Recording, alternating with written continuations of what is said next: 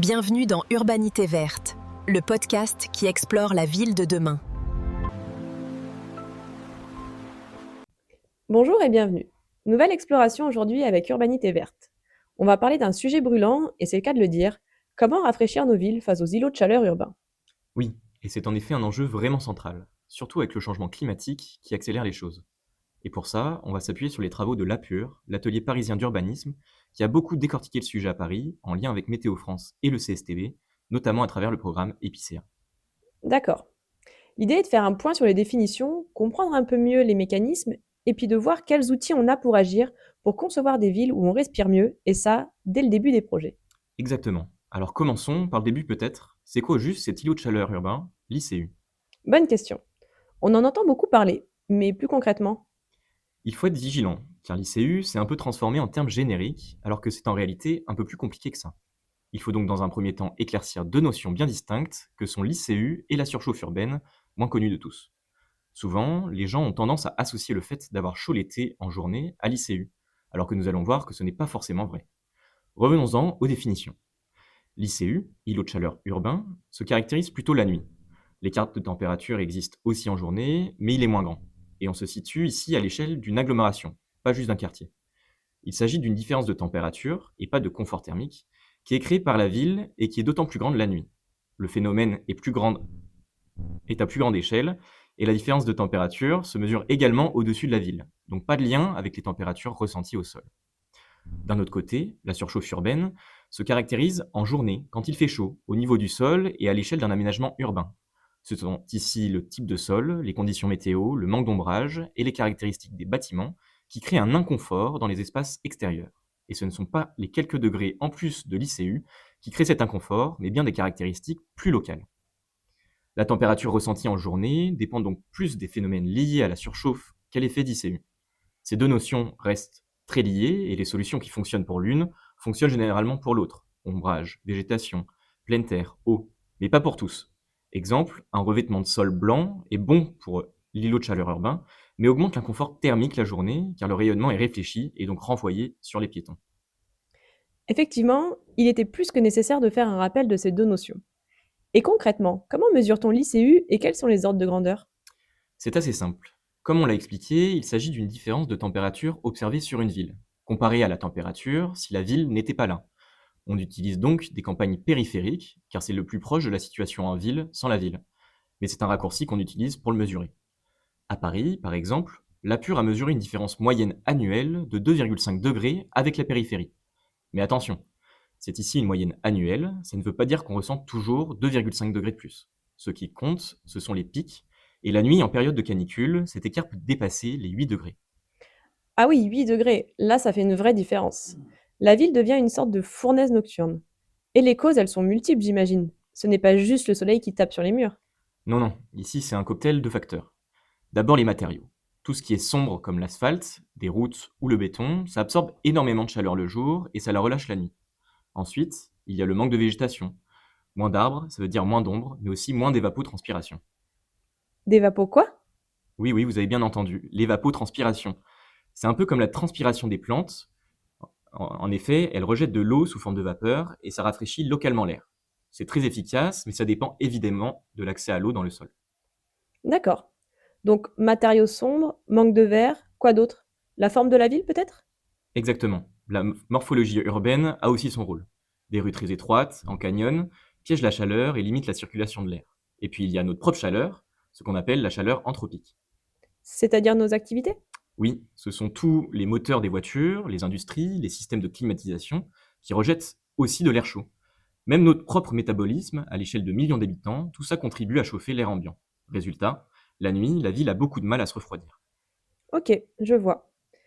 Et face à ça, la Pure ne propose pas une solution unique, mais une grammaire d'action, je crois. Oui, j'aime bien ce terme. C'est une palette de leviers à combiner, plutôt. On peut les regrouper en quatre grandes familles. La végétation, les sols, l'eau et le bâti. Si on commence par le plus visible, par exemple, la végétation. La végétation, c'est le pilier fondamental. L'ombre portée par les arbres réduit immédiatement la température des sols et des façades.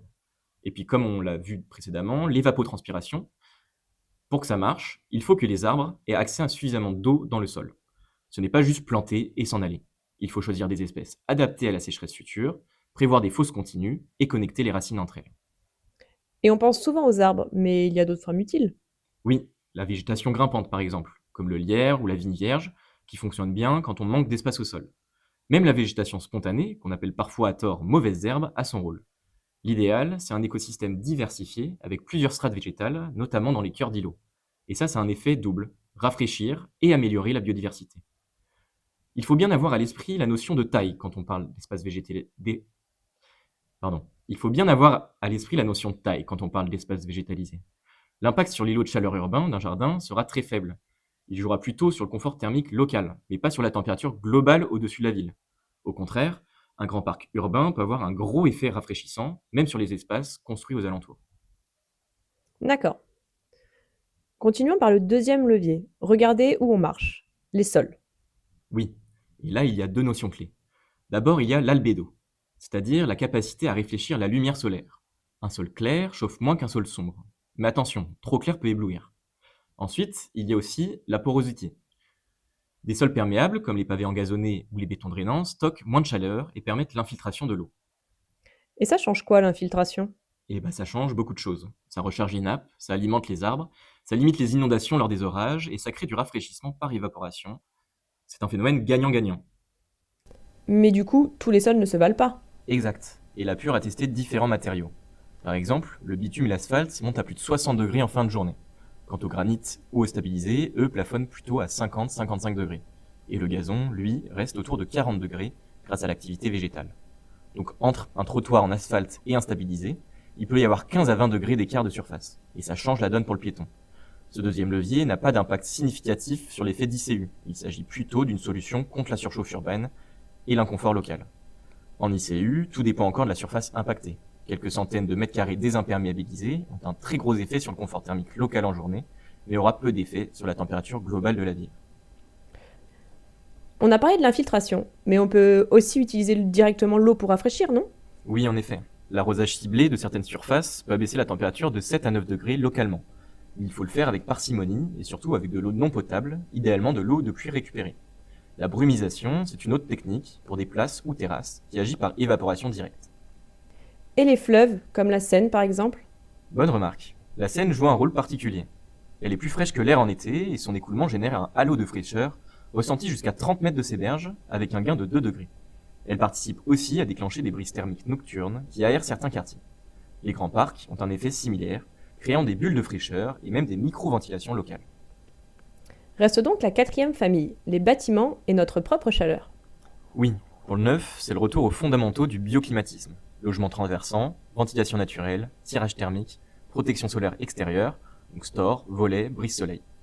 Ici, c'est bien plus efficace que des rideaux intérieurs. Et on peut privilégier des matériaux biosourcés, comme le bois ou la paille, qui ont souvent une meilleure inertie ou une faible conductivité thermique. Mais l'essentiel de nos villes, c'est l'existant. Exact. Et il faut préserver les qualités existantes. L'inertie des vieux murs épais, la ventilation naturelle des coins intérieurs. Et aussi éviter les erreurs, comme mettre des groupes de climatisation dans des cours fermés. Ça crée un vrai four.